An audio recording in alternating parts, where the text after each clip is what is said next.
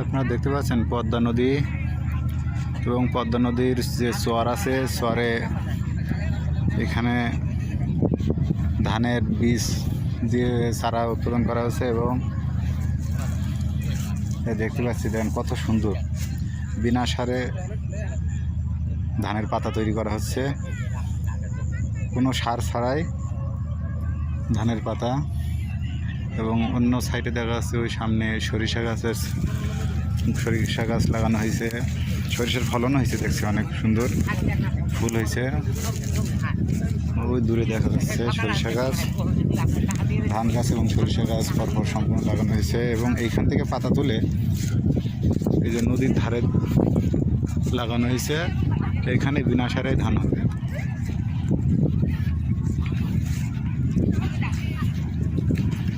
আপনারা দেখতে পাচ্ছেন এখানে পর্যটকেরা ঘুরতে আসছে।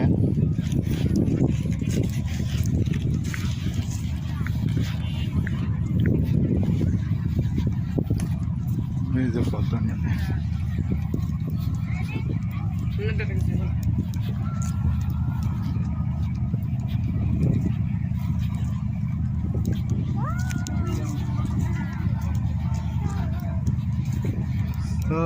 রে ও নীল দরিয়া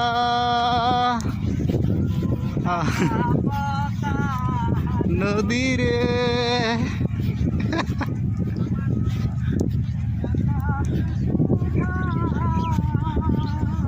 আহা।